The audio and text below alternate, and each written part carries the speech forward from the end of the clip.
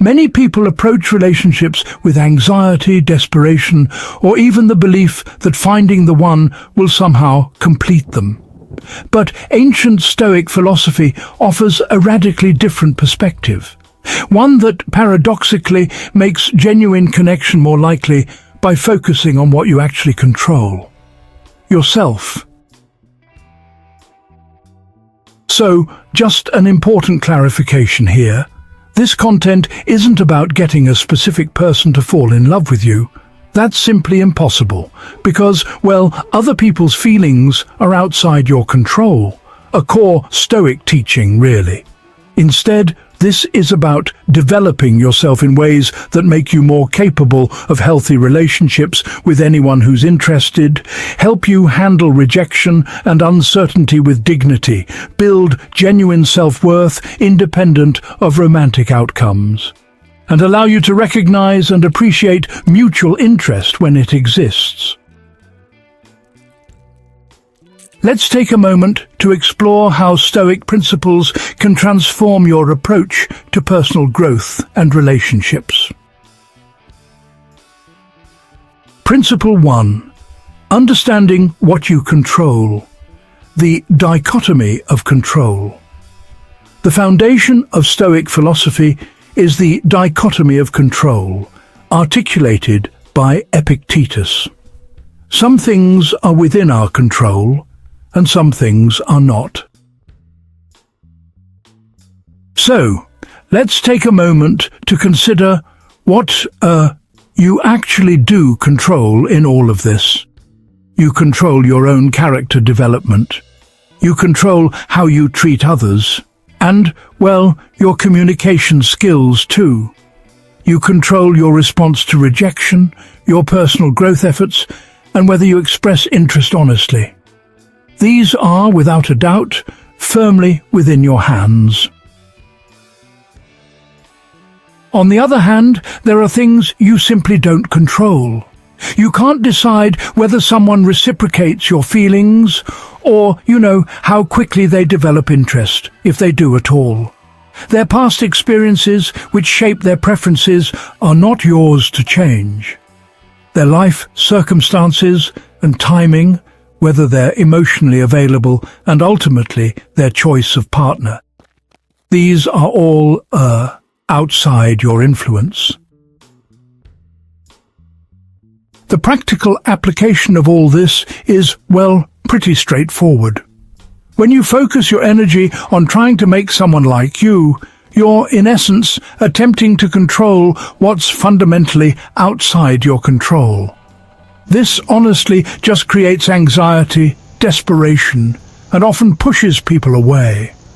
But when you focus on becoming a person capable of healthy relationships, developing emotional intelligence, communication skills, self-awareness, and character, you're working within your control. This, in turn, reduces anxiety and, paradoxically, makes you more attractive.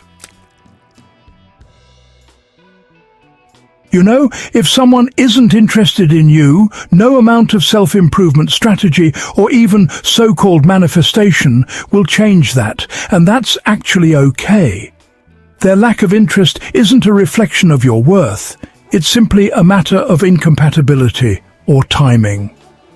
Stoicism, in its wisdom, teaches us to accept this reality, rather than fighting against it. Principle 2 is to cultivate inner peace that's independent of external validation. Marcus Aurelius once wrote, "You have power over your mind, not outside events. Realize this, and you will find strength." It's a powerful reminder, really.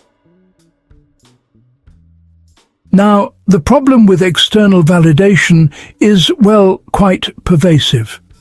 Many people approach relationships thinking, if this person likes me, I'll finally feel valuable. But honestly, this creates several problems. You end up giving your emotional stability to someone else. You might become needy and desperate, which, let's face it, tends to repel others. You can't handle rejection with dignity, and your self-worth starts to fluctuate based on others' opinions. It's a tough cycle to break, but it's so important to recognize. So, the Stoic alternative, well, it's all about developing inner peace and a sense of self-worth that honestly exist independent of whether anyone reciprocates your romantic interest. This means recognizing your inherent worth as a person, finding fulfillment in multiple areas of your life, like work, hobbies, friendships, and, personal growth. It's also about building emotional resilience and accepting that really, rejection doesn't diminish your value. Now, here are some practical steps. Practice daily reflection on your values and character. Take time to identify what makes you feel fulfilled beyond romantic validation. Develop interests and relationships that, genuinely provide meaning. And perhaps most importantly, notice when you're seeking external validation and try to redirect your focus to internal assessment. There's this interesting paradox at play, When you truly don't need someone's approval to feel worthwhile, you naturally become more attractive, precisely because you're not desperate or clingy. But here's the thing. It only really works if it's genuine. If you're actually at peace, not just performing peace as some kind of tactic to manipulate someone, that's when the difference shows. Principle 3 is, quite simple. Focus on character development, not manipulation tactics. Seneca once advised, "If it is not right, do not do it. If it is not true, do not say it." It's a straightforward idea, but it really does make all the difference.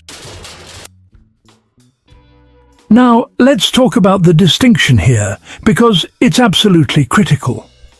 There's a world of difference between genuine self-improvement, like developing emotional intelligence, communication skills, empathy, integrity, and wisdom, simply because these qualities make you a better person, and strategic self-presentation, which is more about calculating your behaviors to manipulate someone into liking you. It's important to know which path you're actually on. So, what are the areas for genuine development? Well, let's start with emotional intelligence. That means understanding and managing your own emotions, recognizing and responding appropriately to others' emotions, handling conflict constructively, and processing rejection and disappointment in a healthy way. Then there are communication skills, like expressing yourself clearly and honestly, listening actively and empathetically, having difficult conversations with maturity, and respecting boundaries, both yours and others. When it comes to character qualities, think reliability and consistency, honesty and integrity, kindness and compassion, the courage to be vulnerable, and of course, humility and a willingness to learn. Don't forget self-awareness, understanding your attachment patterns, recognizing your triggers and insecurities, knowing what you actually want in relationships, and identifying areas for personal growth. And why does all this matter? Well, these qualities make you capable of healthy relationships with anyone who's compatible and interested. They won't guarantee any specific person will like you, but they do increase the likelihood of building genuine connections with people who are right for you. Principle 4 is all about practicing acceptance and non-attachment to outcomes. It's really about learning to let go of our grip on how things should turn out. Epictetus taught, "Don't demand or expect that events happen as you would wish them to. Accept events as they actually happen." It's a simple idea, but honestly, it's not always easy to live by. When it comes to relationships, many people become attached to specific outcomes, thinking things like, I must be with this particular person, or this relationship must work out. But you see, this kind of attachment creates suffering, and more often than not, it actually undermines the relationship itself. Healthy non-attachment means being genuinely interested in someone while accepting they might not reciprocate. It's about expressing your interest honestly without demanding a particular response. If rejection happens, handling it with grace and moving forward is key. After all, if someone doesn't want to be with you, forcing it simply wouldn't create happiness anyway. The right relationship truly involves mutual interest, not one person convincing the other. Now, just to be clear, non-attachment doesn't mean not caring about relationships. It doesn't mean you'll never feel disappointed by rejection, or that you should be passive and never express interest. And, well, it certainly doesn't mean settling for relationships that don't actually meet your needs. So, when you notice yourself getting attached to specific outcomes, the practice is to gently ask yourself a few questions. Am I trying to control what's outside my control? Can I accept all possible outcomes while still hoping for the best? Am I confusing genuine interest with desperation or attachment? And would I want this relationship if the other person wasn't freely choosing it? Principle 5. Develop genuine self-love and self-respect. Marcus Aurelius wrote, "Everything we hear is an opinion, not a fact. Everything we see is a perspective, not the truth."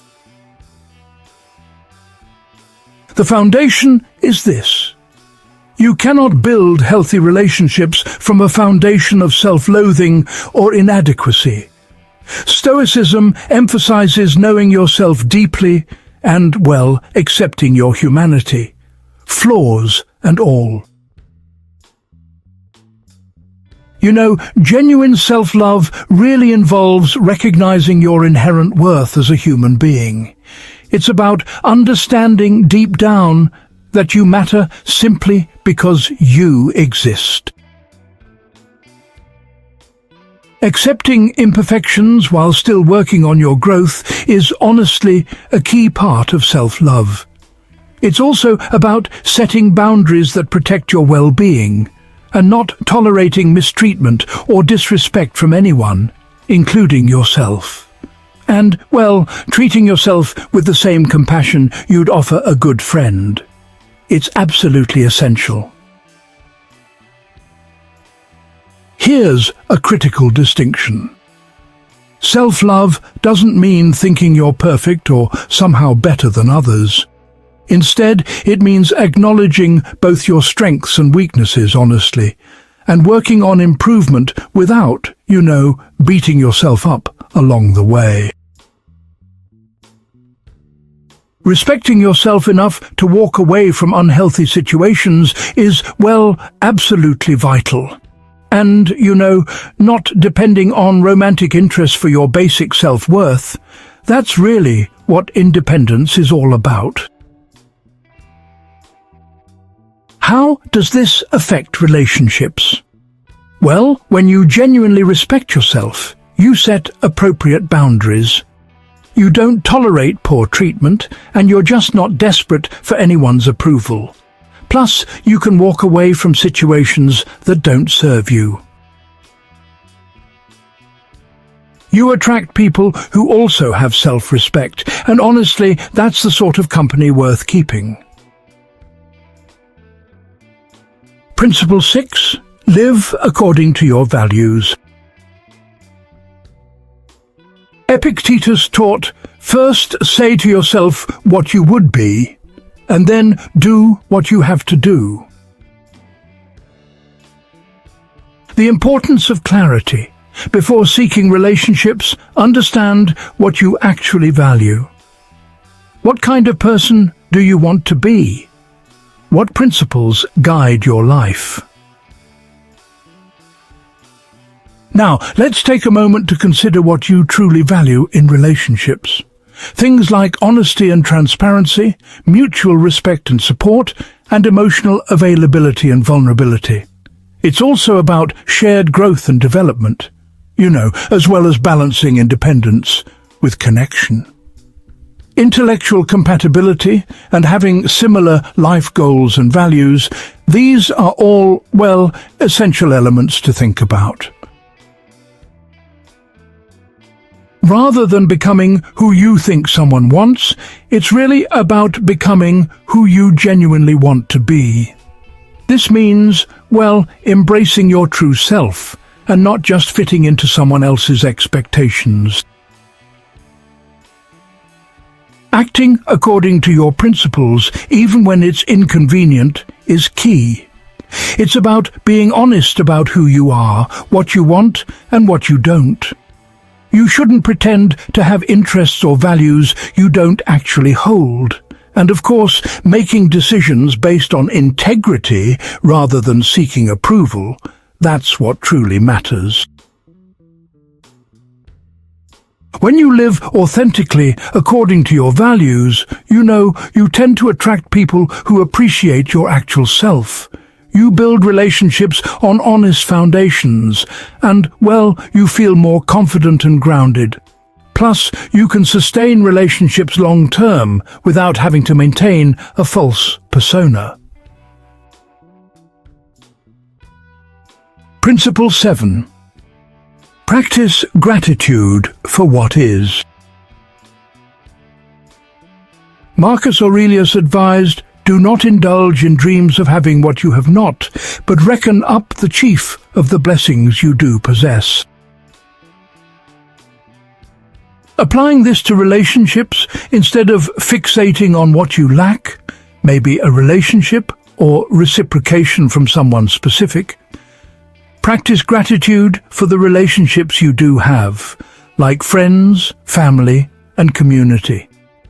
Be thankful for the opportunities for personal growth, for previous relationships that taught you important lessons, for your own developing character and capabilities, and, for the freedom to continue meeting new people. The practice, then, is this.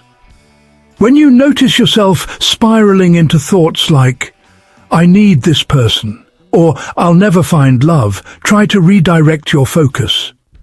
Ask yourself, what am I grateful for in my life right now? What good relationships do I currently have?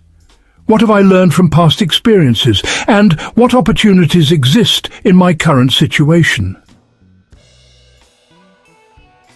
Why does this matter? Gratitude reduces the desperate energy that often pushes people away. When you genuinely appreciate your life as it is, while remaining open to more, you start to approach relationships from a place of abundance rather than scarcity. Accepting rejection, it's just a part of life, and it's really not something to take personally. Seneca wrote, "We suffer more often in imagination than in reality." Reframing rejection. You see, rejection isn't a statement about your worth. It's simply information about compatibility or timing. When someone isn't interested, there are, a number of possible reasons. Maybe they're not emotionally available, or perhaps you're incompatible in important ways. Sometimes their life circumstances don't allow for a relationship, or they're interested in someone else. It could be that the chemistry just isn't there for them, or, the timing is wrong. None of these reflect your value as a person. When facing rejection, it's important to pause and ask yourself, what can I control here? Well, you can control your response, how you treat the other person, and of course, how you move forward with dignity. Then consider, what can't I control? You can't control their feelings, their choices, or their circumstances. Next, ask, what can I learn from this? Perhaps something about yourself, your approach, or even what you truly want. And finally ponder, how can I respond with character? With grace, respect, and acceptance. You know, each rejection is actually an opportunity. An opportunity to practice emotional resilience, to accept what you simply cannot control, and to move forward with dignity. It's a chance to maintain perspective on your own worth, and to learn more about yourself and what you're really looking for. Principle 9. Build a life worth sharing, not a life dependent on romance. Epictetus taught us that, well, freedom is the only worthy goal in life. It is won by, disregarding things that lie beyond our control. The complete life, really, is about not putting everything on hold until you find romance. Instead, build a fulfilling life now. Develop meaningful friendships, pursue your interests and passions, invest in your career or purpose, contribute to your community, grow in knowledge and wisdom, and, of course, maintain both your physical and mental health.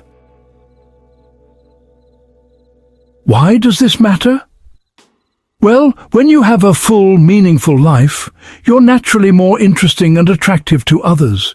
You don't need relationships to feel complete. You can share your life rather than expecting someone to fill a void. You'll have more to offer in relationships, and you can handle being single without, desperation. The less you need a relationship to feel complete, the more capable you become of healthy relationships. But, this only works if your fullness is genuine, not just performed to attract someone. Principle 10. Understand that love cannot be controlled or forced. Marcus Aurelius wrote, "Accept whatever comes to you woven in the pattern of your destiny, for what could more aptly fit your needs?" So, here's the hard truth. You simply cannot make someone love you. No amount of self-improvement, clever strategy, manifestation, or sheer willpower can create feelings in someone who, just isn't interested. Oddly enough, this is actually a good thing. After all, would you really want to be with someone who didn't genuinely want to be with you? Now, let's talk about what you can do. You can express your interest honestly and respectfully. You can be your authentic best self. You can create opportunities for connection. You can recognize and respond to mutual interest when it exists. And, perhaps most importantly, you can accept and move on when that interest isn't mutual. And on the other hand, here's what you cannot do. You cannot force feelings that simply aren't there. You can't convince someone to love you through logic or persistence. You can't change fundamental incompatibilities. You cannot control another person's heart or their choices. And sometimes you just can't make timing work when circumstances don't quite align. Real love, involves two people freely choosing each other. If someone isn't choosing you, that relationship wouldn't have made you happy anyway. Trust that if it's meant to work, both people will be interested. If not, something better aligned with your actual needs awaits. Warning signs you may be fixating unhealthily include obsessive thoughts about a specific person who hasn't shown mutual interest, an inability to accept rejection or move on, and believing you deserve someone's romantic interest. Also, thinking self-improvement will guarantee a specific person likes you, neglecting other life areas while fixating on this person and feeling your life can't be complete without this specific relationship. These are all important signals to watch for. If you notice these patterns, well, this isn't about applying Stoicism better. It's about recognizing that your thinking may have become unhealthy. Consider, talking with a therapist about attachment patterns, or maybe examining why you're fixated on someone unavailable. It could be worth exploring those underlying feelings of unworthiness or emptiness. Sometimes taking genuine time away from dating to work on yourself makes a real difference. And don't forget, addressing any anxiety, depression, or other mental health factors is truly important. Stoicism actually teaches that attachment to specific uncontrollable outcomes causes suffering. The goal isn't to manifest a specific person. It's to develop yourself so thoroughly that you can build healthy relationships with people who are actually interested in you.